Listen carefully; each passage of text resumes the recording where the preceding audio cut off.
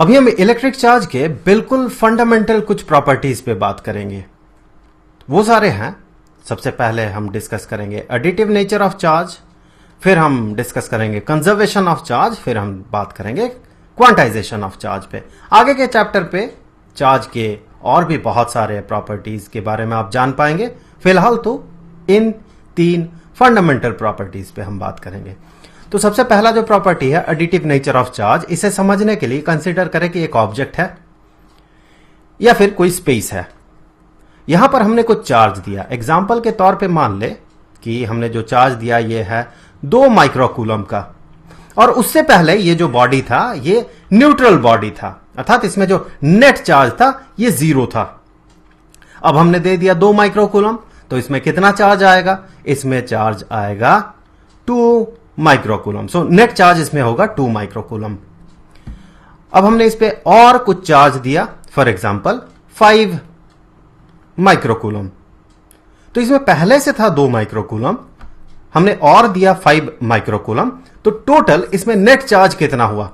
तो इसमें अभी जो नेट चार्ज होगा ये होगा 2 और 5, तो इसमें हो जाएगा 7 माइक्रोकूलम। अब हमने मान ले कुछ और चार्ज दिया इसमें, अब हमने इसमें निगेटिव नेचर का कुछ चार्ज दिया, फॉर एग्जांपल -3 माइक्रोकूलम।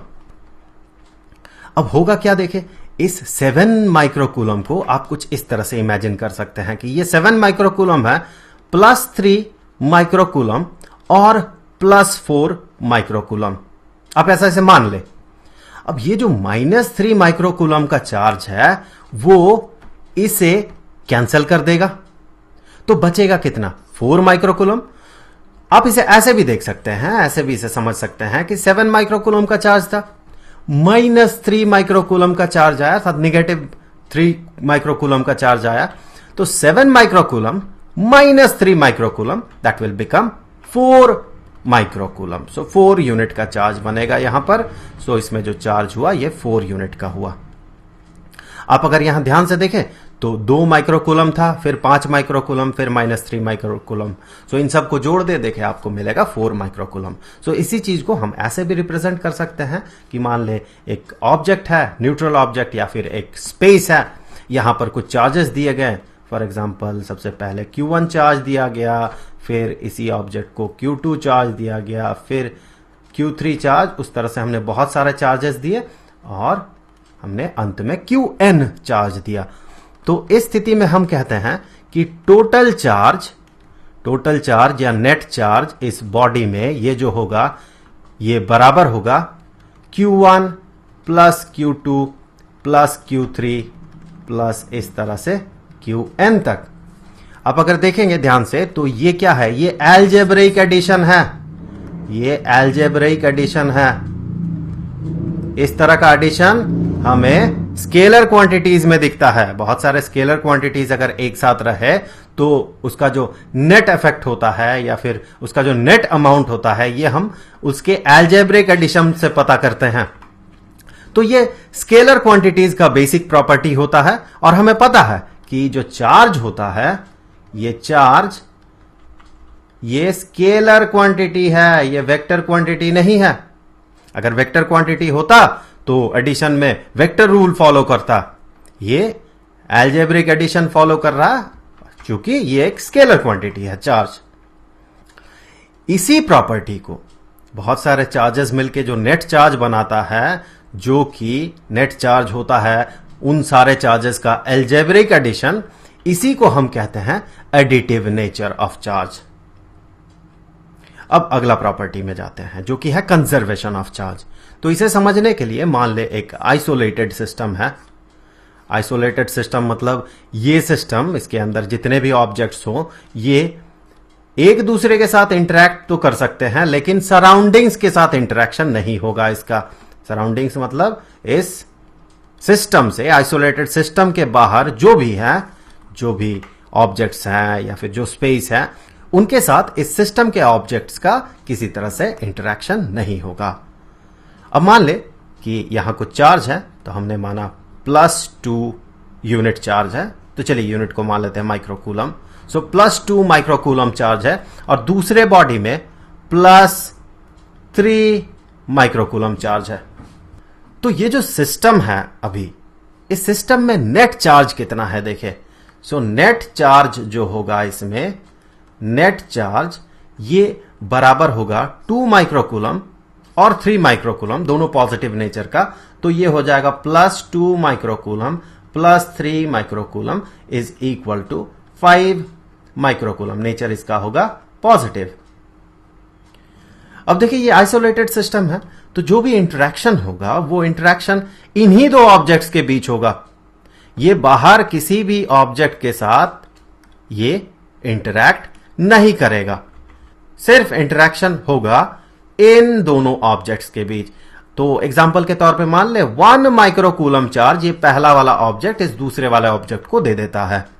तो चूंकि ये 1 माइक्रोकूलम चार्ज दे रहा है, तो इसका जो चार्ज है ये चार्ज 2 से घट के अब 1 माइक्रोकूलम हो जाएगा, +1 माइक्रोकूलम।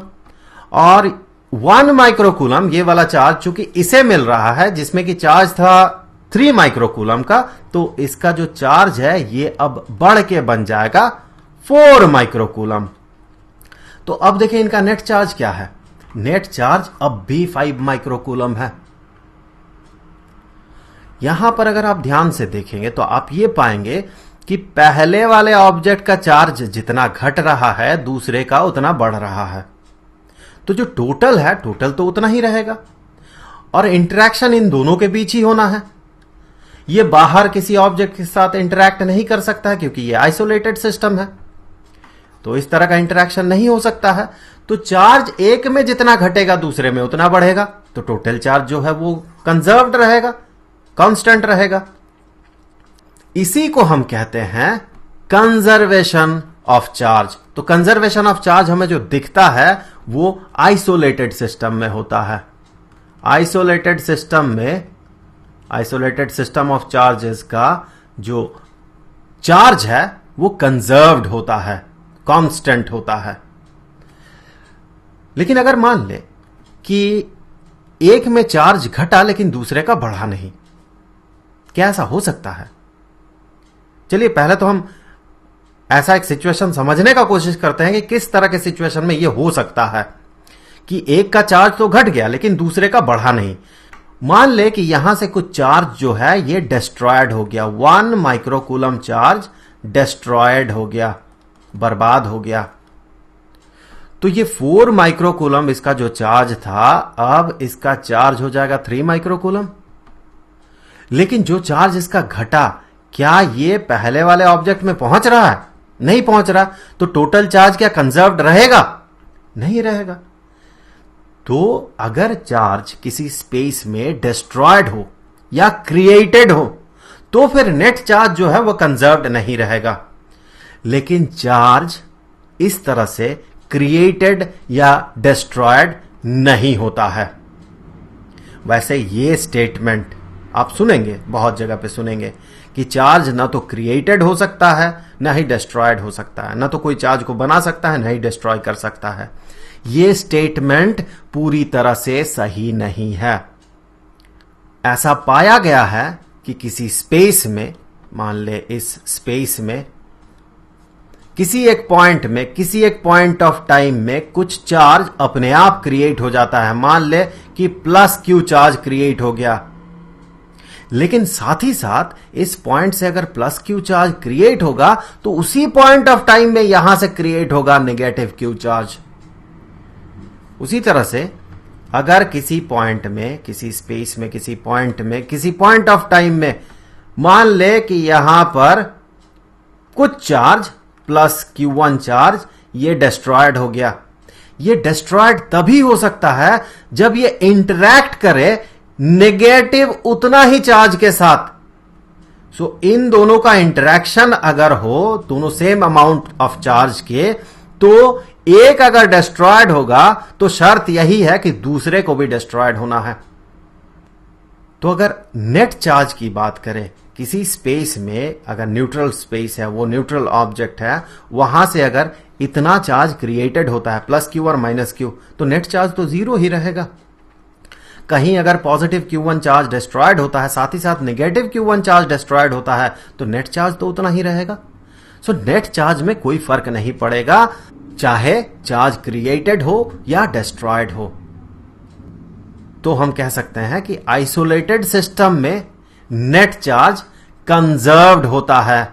नेट चार्ज ये कंजर्व्ड होता है। अब आते हैं तीसरे प्रॉपर्टी पे। ये जो तीसरा प्रॉपर्टी है जो कि है क्वांटाइजेशन ऑफ चार्ज। तो इसे समझने के लिए हमें यह समझना होगा कि हम जो चार्जेस की बात करते हैं उसका बेस कहां पर है, कहां से वो चार्जेस क्रिएट होता है। देखिए, इस यूनिवर्स में जितने भी ऑब्जेक्ट्स हैं सारे मॉलिक्यूल से बने हुए होते हैं और सारे मॉलिक्यूल्स एटम से बने हुए होते हैं और एटम्स बने हुए होते हैं प्रोटॉन, इलेक्ट्रॉन और न्यूट्रॉन से।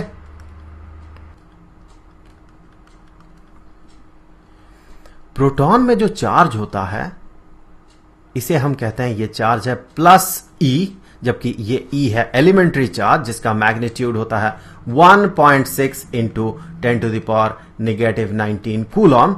सो इसे हम कह सकते हैं plus 1.6 into 10 to the power negative 19 coulomb. और इलेक्ट्रॉन में जो चार्ज होता है ये होता है नेगेटिव ई, तो ये चार्ज है negative 1.6 into 10 to the power negative 19 coulomb. और न्यूट्रॉन में जो चार्ज होता है ये होता है 0, ये न्यूट्रल नेचर का होता है। अब एटम में हमें पता है जितने प्रोटॉन्स होते हैं उतने ही इलेक्ट्रॉन्स होते हैं। मान ले कि ऑक्सीजन का एटम हम कंसीडर कर रहे हैं, तो यहां इसके न्यूक्लियस में 8 प्रोटॉन्स होते हैं, तो इसमें जो चार्ज होता है ये होता है प्लस 8e। एक प्रोटॉन में 1e, तो 8 प्रोटॉन्स में प्लस 8e। और इसके चारों तरफ रिवॉल्व करते हैं कुछ इलेक्ट्रॉन्स। कितने इलेक्ट्रॉन्स? उतने ही इलेक्ट्रॉन्स जितने की प्रोटॉन है इसके न्यूक्लियस में। सो 8 इलेक्ट्रॉन्स अगर रिवॉल्व करे तो इसमें जो चार्ज होगा ड्यू टू इलेक्ट्रॉन्स ये होगा नेगेटिव 8e। तो टोटल चार्ज अगर देखें इस एटम में तो टोटल चार्ज होगा 0, नेट चार्ज 0। हम इसे चार्ज कैसे कर सकते हैं? अगर मान ले कि यहां से कुछ इलेक्ट्रॉन बाहर चला जाता है, एक इलेक्ट्रॉन एग्जाम्पल के तौर पे मान ले, तो अब इलेक्ट्रॉन के कारण इसमें जो चार्ज होगा, कितने इलेक्ट्रॉन है देखें, इलेक्ट्रॉन्स तो 7 हैं, तो टोटल नेगेटिव चार्ज होगा नेगेटिव 7e। ये बाहर चला गया एक इलेक्ट्रॉन और इसमें पॉजिटिव चार्ज है 8e, तो यहां पर एक प्रोटॉन एक्स्ट्रा हो गया, एक प्रोटॉन एक्स्ट्रा हो गया या 1e चार्ज एक्स्ट्रा हो गया, तो इसमें नेट चार्ज कितना होगा? नेट चार्ज होगा प्लस 1e। तो एक इलेक्ट्रॉन बाहर चला गया तो इसमें चार्ज हो गया प्लस 1e।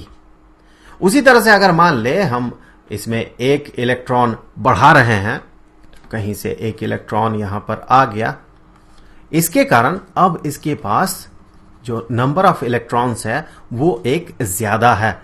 सो 9e, नेगेटिव 9e, और इसमें कितना पॉजिटिव चार्ज है? Plus 8e। तो नेट चार्ज कितना होगा? नेट चार्ज होगा नेगेटिव 1e। तो एक इलेक्ट्रॉन अगर किसी एटम में हम देते हैं तो उसका चार्ज जो है नेट चार्ज वो नेगेटिव 1e हो जाता है और एक इलेक्ट्रॉन निकालने से उसमें चार्ज पॉजिटिव 1e होता है।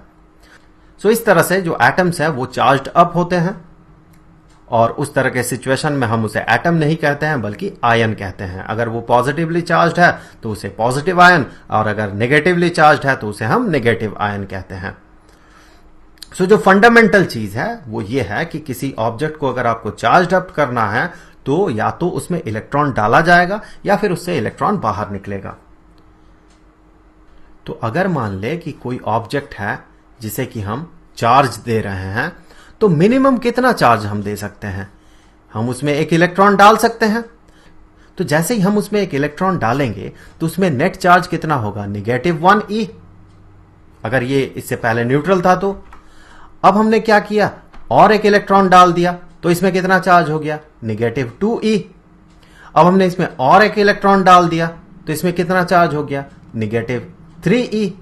इस तरह से नेगेटिव 4e हो सकता है, नेगेटिव 5e हो सकता है, -6e हो सकता है। अब हमने क्या किया? इसे फिर से बना दिया न्यूट्रल बॉडी। सो ये फिर से हो गया न्यूट्रल, इसमें अब कोई नेट चार्ज नहीं है और हम क्या कर रहे हैं, इससे कुछ इलेक्ट्रॉन बाहर निकाल रहे हैं। तो एक इलेक्ट्रॉन बाहर निकल गया। सो इसमें कितना चार्ज आ गया, एक इलेक्ट्रॉन बाहर निकला तो +1e, क्योंकि एक प्रोटॉन एक्स्ट्रा हो गया इस सिस्टम में। अब हमने और एक इलेक्ट्रॉन बाहर निकाल लिया तो इसमें चार्ज आ गया +2e। अब हमने एक और इलेक्ट्रॉन बाहर निकाल दिया तो इसमें चार्ज आ गया +3e। इस तरह से और भी चार्जेस पॉसिबल है। जीरो भी पॉसिबल है अगर ये न्यूट्रल रहे ये बॉडी। तो किसी तरह से क्या आप 2.5e बना सकते हैं? आप एक इलेक्ट्रॉन डाल सकते हैं, आप एक इलेक्ट्रॉन निकाल सकते हैं, आप 2 डाल सकते हैं, 3 डाल सकते हैं। क्या 2.5 इलेक्ट्रॉन आप डाल सकते हैं? नहीं। तो क्या ये 2.5e चार्ज पॉसिबल है? पॉसिबल नहीं है। तो जितने भी पॉसिबल चार्जेस हैं वो पॉसिबल चार्जेस हैं 0, 1e, +1e, +2e, +3e and so on. इसी तरह से -1e भी पॉसिबल है, -2e भी पॉसिबल है और -3e। इस तरह से और भी चार्जेस पॉसिबल है, लेकिन इस तरह का चार्जेस पॉसिबल नहीं है। 2.5e या फिर 9.7e, ये सारे पॉसिबल नहीं है। तो हम जनरल टर्म में ये कह सकते हैं कि जो पॉसिबल चार्जेस है इस यूनिवर्स में वो इस फॉर्म में हो सकता है, Ne। यहां पर E एलिमेंट्री चार्ज है और N क्या है? N है इंटीजर्स। यहां देखें ये +1, +2, +3, साथ ही साथ 0, -1, -2, -3, ये सारे इंटीजर्स हैं। सो इस जीरो को हम 0e भी कह सकते हैं। तो देखिए पॉसिबल चार्जेस किस फॉर्म में आपको दिख रहा है, -3e। यहां पर हम कह सकते हैं n का वैल्यू -3 है जो कि एक इंटीजर है। -2e, यहां n का वैल्यू -2 है, -2 भी एक इंटीजर है। इस केस में n का वैल्यू -1, इस केस में n का वैल्यू 0, इस केस में 1, इस केस में 2, इस केस में 3 एंड सो ऑन। इस स्टेटमेंट को हम कुछ ऐसे भी डिनोट करते हैं कि all the possible charges in this universe, इस यूनिवर्स में जितने भी पॉसिबल चार्जेस हैं सारे वो होते हैं एलिमेंट्री चार्ज का, ये तो एलिमेंट्री चार्ज है, एलिमेंट्री चार्ज का इंटीग्रल मल्टीपल। ये देखिए ये एक मल्टीपल है एलिमेंट्री चार्ज का, और यहां पर कैसा मल्टीपल है ये जो n है, ये जो नंबर है, ये एक इंटीजर है। So integral multiple of elementary charge. सारे पॉसिबल चार्जेस इस यूनिवर्स के इसी फॉर्म में होते हैं। तो यहां पर हमें यह स्टेटमेंट भी देखने को मिलता है कि मिनिमम पॉसिबल चार्ज इस यूनिवर्स में, मिनिमम पॉसिबल चार्ज जो है वो है E, या तो +E या फिर -E। यहां पर मैं आपको बता दूं ये स्टेटमेंट सही नहीं है, ये पूरी तरह से सही नहीं है कि minimum possible charge elementary charge होता है, जबकि हम एलिमेंट्री चार्ज उस चार्ज को कहते हैं जो कि एक प्रोटॉन के पास होता है या फिर एक इलेक्ट्रॉन के पास होता है। यह पाया गया है कि क्वार्क्स में जो चार्ज होते हैं वो एलिमेंट्री चार्ज से, अर्थात इलेक्ट्रॉन या प्रोटॉन में जो चार्ज होता है उससे कम चार्ज होता है। सो क्वार्क्स दो तरह के होते हैं, एक तो अप क्वार्क्स होते हैं और दूसरे डाउन क्वार्क्स होते हैं। तो अप क्वार्क्स में जो चार्ज होता है ये होता है पॉजिटिव 2/3 अर्थात 2/3 ऑफ E, और डाउन क्वार्क्स में जो चार्ज होता है ये होता है नेगेटिव 1/3 ऑफ E। तो ये स्टेटमेंट कि एलिमेंट्री चार्ज जो कि इलेक्ट्रॉन या प्रोटॉन के पास होता है वो इस यूनिवर्स में सबसे कम पॉसिबल चार्ज है, ये स्टेटमेंट गलत है। मिनिमम चार्ज अब तक के हमारे नॉलेज के हिसाब से यह पाया जाता है क्वार्क्स में, अप क्वार्क्स में इतना चार्ज और डाउन क्वार्क्स में इतना चार्ज। लेकिन डे टू डे लाइफ में जनरली हम जिस तरह के चार्जेस के साथ डील करते हैं वहां पर क्वार्क्स का कोई पार्टिसिपेशन नहीं होता है। वो या तो इलेक्ट्रॉन के ज्यादा होने के कारण या फिर प्रोटॉन्स के ज्यादा होने के कारण वो अपीयर करता है। तो इसीलिए सारे ऑब्जर्वेबल चार्जेस हमें कुछ ऐसे दिखते हैं जैसे कि वो integral multiple of elementary charge है। ये था क्वांटाइजेशन ऑफ चार्ज।